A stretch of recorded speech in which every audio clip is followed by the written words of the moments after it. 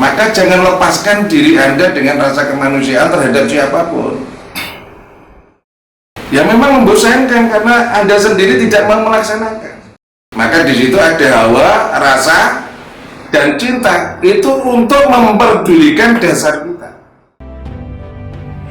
Indonesia is the great country in the world, a place where we can find a life, peace, and soul. Let's stick together to keep diversity of the unity. Here we are.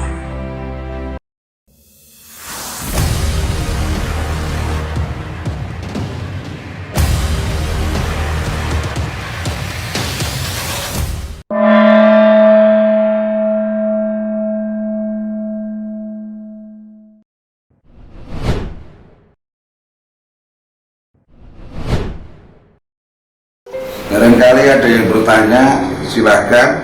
Mungkin dari ulasan tadi ada yang kurang bisa Anda terima, silakan bertanya.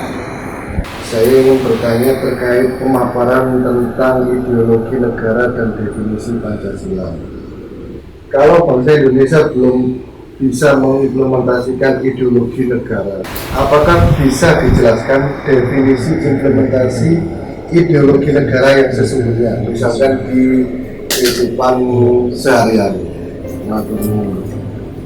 Nah begini Mas, definisi ideologi negara itu sudah menjadi ukuran atau dasar kita semua bangsa Indonesia. Jadi jangan sampai kita ini membawa sebuah produk atau ideologi lain terkecuali Pancasila. Kita harus tanggap, jangan sampai kita dipecah belah. Jadi pendekatan saudara kepada kebangsaan ini kan banyak aliran keagamaan, aliran kepercayaan. Bertuhan itu atas dasar keyakinan. Jadi silahkan kita bertuhanan atas dasar keyakinan masing-masing. Masa kita bertuhan itu yang menjadikan dasar hanya yakin, dan keyakinan ini belum pernah, tidak sulit untuk dipertemukan. Dari beda keyakinan ini yang mampu mempertemukan adalah rasa kemanusiaan. Jadi pelaksanaannya bangsa Indonesia ini dibebaskan untuk memilih paham, memilih aliran, dan memilih agama. Jadi dasar ini jelas, kepada Tuhan itu yang menjadikan dasar keyakinan. Nah, keyakinan kita beda disatukan di dalam kemanusiaan yang adil dan beradab, yang menjalankan A, B, C, aliran beda-beda aliran itu yang menjalankan tetap manusia. Maka jangan lepaskan diri Anda dengan rasa kemanusiaan terhadap siapapun. Jadi di dalam kehidupan masyarakat ini hormatilah yang beda tersebut dengan rasa kemanusiaan, karena dari ketuhanan itu disatukan di kemanusiaan. Jadi dulu bangsa ini memiliki suku bangsa, dia kebangsaan kita punya budaya tradisi, itu lahirlah hukum adat. Jadi setiap suku itu punya hukum adat. Agama punya hukum syara. Hukum agama itu hukum kebangsaan yang nanti kalau kita pelajari berada di yudikatif sebagai pengawas undang-undang. Itu bangsa. Ketika bangsa ini disatukan, persatuan Indonesia sila ketiga menuju kerakyatan yang adil dan beradab, di situ disepakati bersama kita itu punya hak, diberikan hak yang sama, yang jelas tidak keluar dari aturan dan peraturan pemerintahan. Itu kita diberikan hak yang sama untuk menjadi penganut ajaran apapun, yang jelas ajaran tersebut tidak melanggar aturan dan peraturan yang berlaku. Jadi ketika mengorientasikan semuanya itu, rasa kemanusiaan yang di depan. Kerakyatan ini lahir kesepakatan. Kerakyatan yang dipimpin oleh kebijaksanaan dalam musyawarah strip perwakilan, itu kesepakatan. Dari kebangsaan tersebut disatukan di dalam kerakyatan yang memiliki dasar Undang-Undang Dasar 45. Itu jadikan dasar kerakyatan menuju kemasyarakatan bersama yang harus toleransi. Jangan membawa kebenaran sekalipun mengakui pahammu itu benar. Pahammu benar ini atas dasar keyakinan, bukan atas dasar kebangsaan. Ketika kita menjadi bangsa Indonesia yang dijadikan dasar kemanusiaan yang adil dan beradab, jadi beda antara keyakinan dan kebangsaan Indonesia ini. Kita sudah dilindungi sila pertama, ketuhanan yang Maha Esa. Tapi di dalam pelaksanaannya, hidup berbangsa dan bernegara ini, lakukanlah rasa kemanusiaan. Dan Anda harus sadar, jangan mengaku ajaranmu yang paling bagus, ajaranmu yang paling baik. Jangan. Kenapa demikian? Ajaran bertuhan itu memiliki tujuan yang menjadi pelaksana adalah keyakinan. Tapi kebangsaan kita yang menjadi pelaksana kemanusiaan. Jadi silahkan berbeda keyakinan, tapi rasa kemanusiaan ini demi persatuan Indonesia jangan sampai ditinggalkan kepada siapapun. Dan semua pada sila yang kelima kita disatukan keadilan yang sudah disosialisasikan dari dasar Pancasila ini menuju keadilan bersama, keadilan sosial bagi seluruh rakyat Indonesia. Dari sini kebinekaan kita ini diawali dari dasar-dasar Pancasila. Gambar Garuda ini yang dipegang apa? Bhinneka Tunggal Ika. Paham Mas?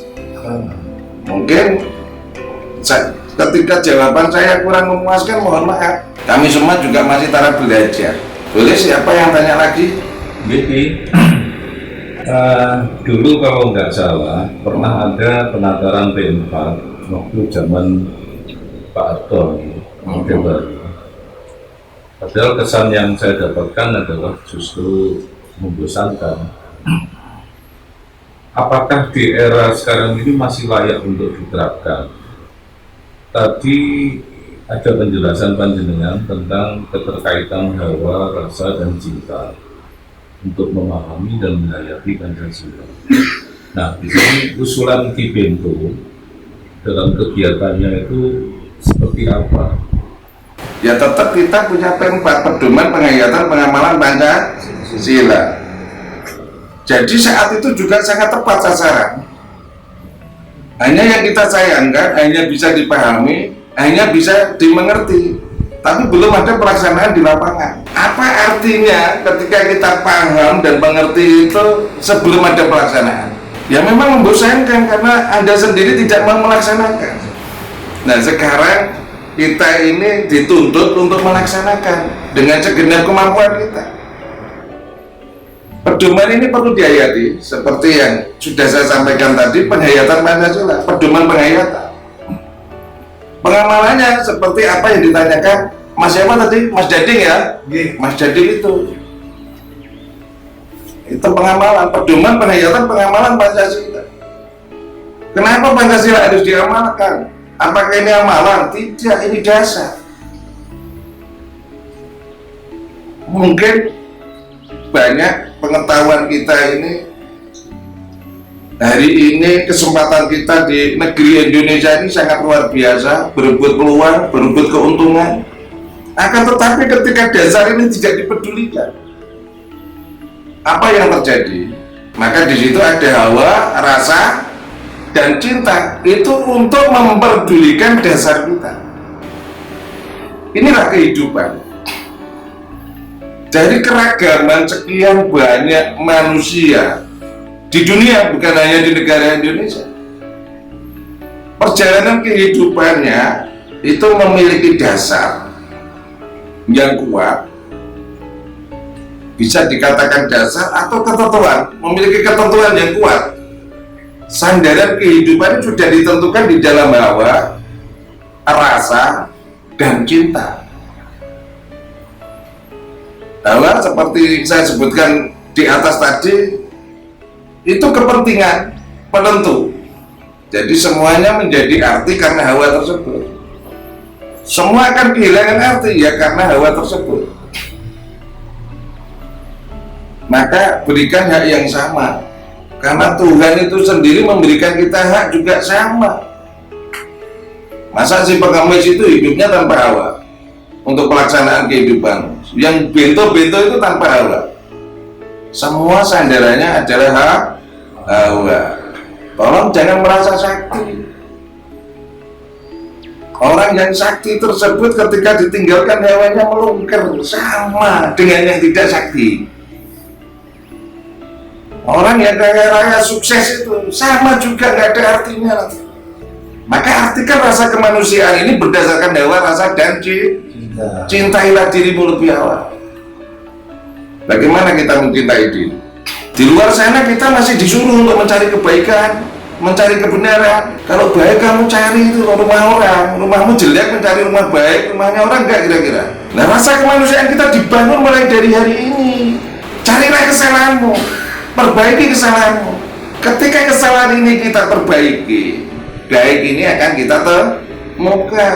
Kalau aku sudah salah mencari kebenaran, yang jelas alasan. Berbenarlah, benahilah kesalahanmu. Benar ini kita temukan enggak? Ketemu. Jadi hari ini jangan sampai Saridin Bento dan kawan-kawan ini mencari kebenaran dan kebaikan.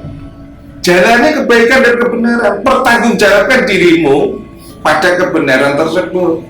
Pertanggungjawabkan dirimu pada kebaikan tersebut. Jadi penuh dengan pelaksanaan. Ini cara kita mencintai diri. Artikan dirimu seperti Hawa. Semua kehidupan ini perlu Hawa, tapi Hawa tidak pernah butuh apapun, bersandar pada ketentuan. Siapa yang menentukan kira-kira? Ya saya gantian banyak lah, yang menentukan siapa?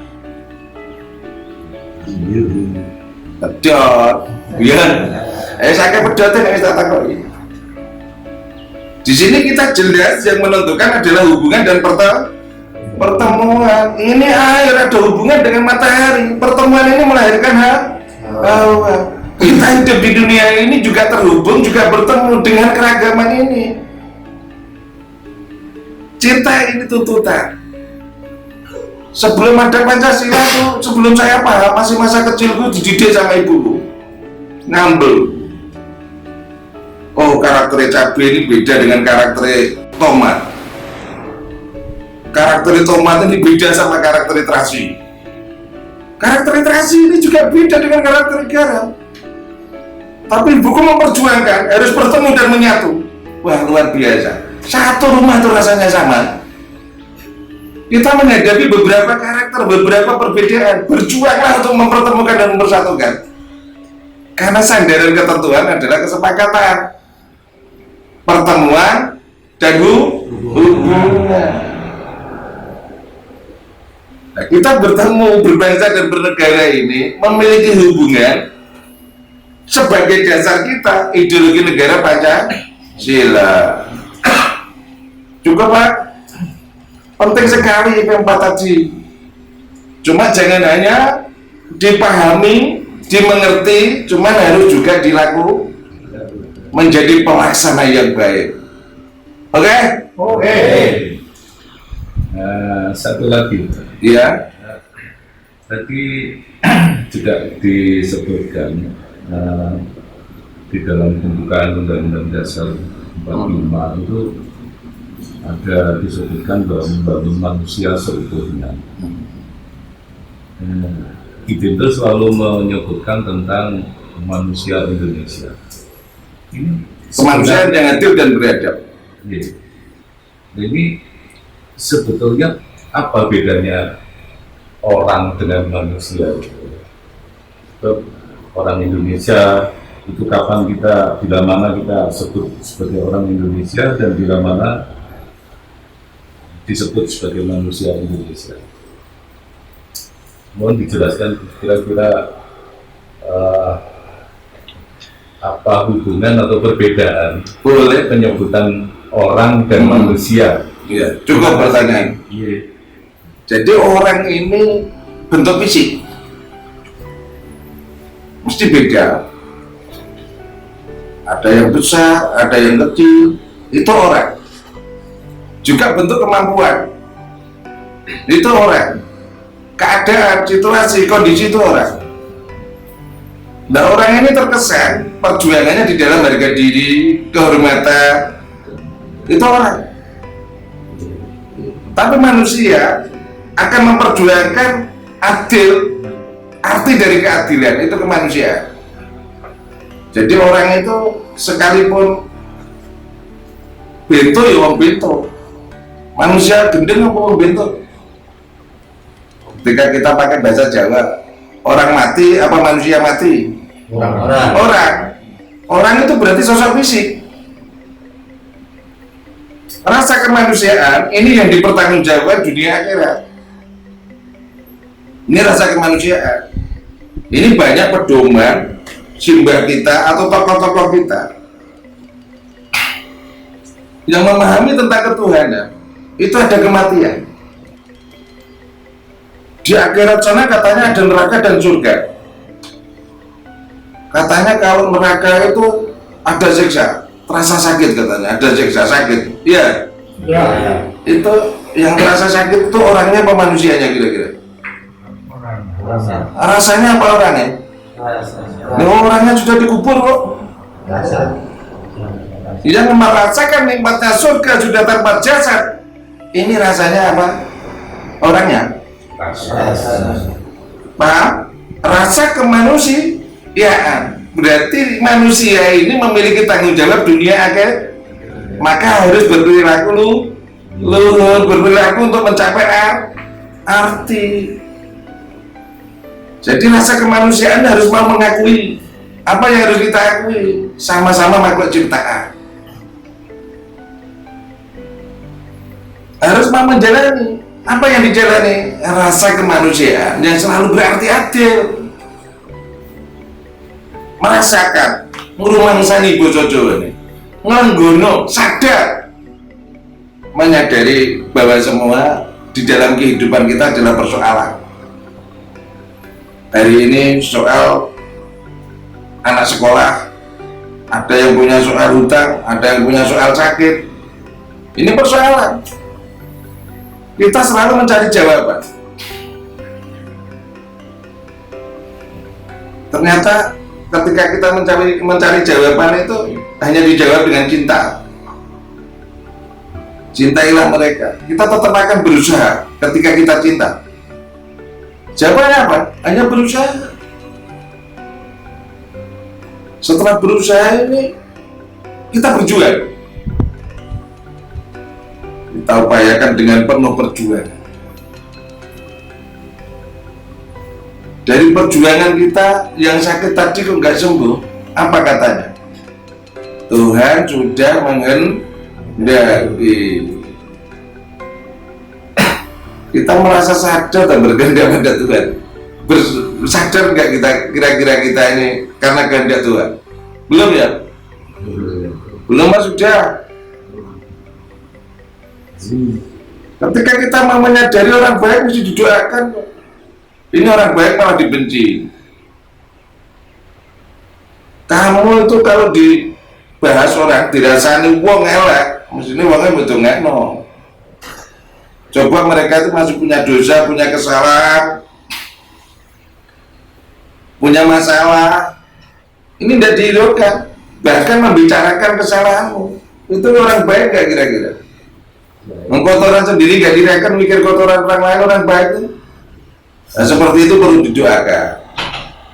Tapi orang ngurusi orang mereka dosa kaluputannya malah ngurusi nggone dosa kaluputannya lihat. Itu orang baik gak kira-kira? Ini baik bagi orang bento. Maka bedakan antara bento dan gila. Tahu bedanya nggak kira-kira? Nek mau bento itu terima bento berat. Wes dipitnah kaya piye terima tobat. Bento kayak apapun bener-bener toleransi. Ini orang bento. Tapi kalau orang gila jabatan, gila perempuan, gila posisi. Dari ini saya bento karena saya gila akeh sing ndi? Gila. Orang di dunia ini gila hari ini. Ya.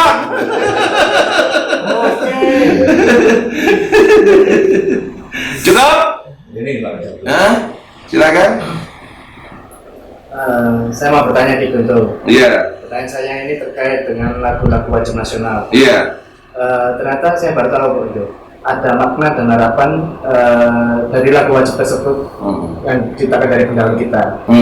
Apa penyebabnya? Kok sekarang ini lagu-lagu tersebut jadi bias gitu?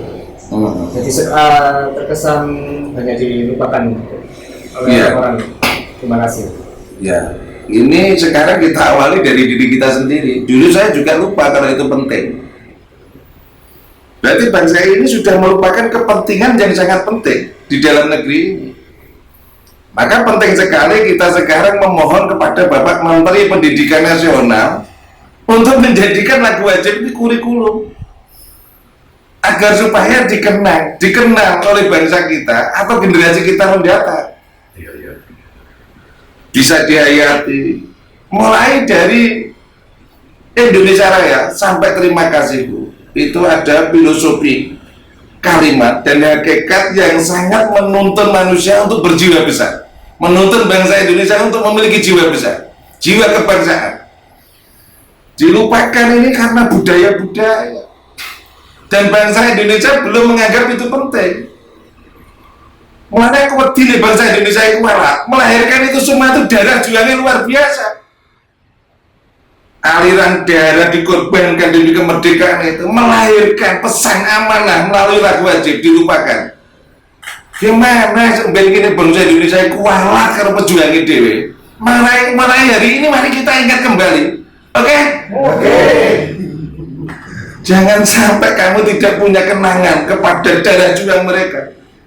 3,5 abad itu berapa keturunan nggak putus asa demi negeri ini, berjuang terus, meninggalkan pesan lagu wajib nasional. Wajib itu harus dilakukan nggak?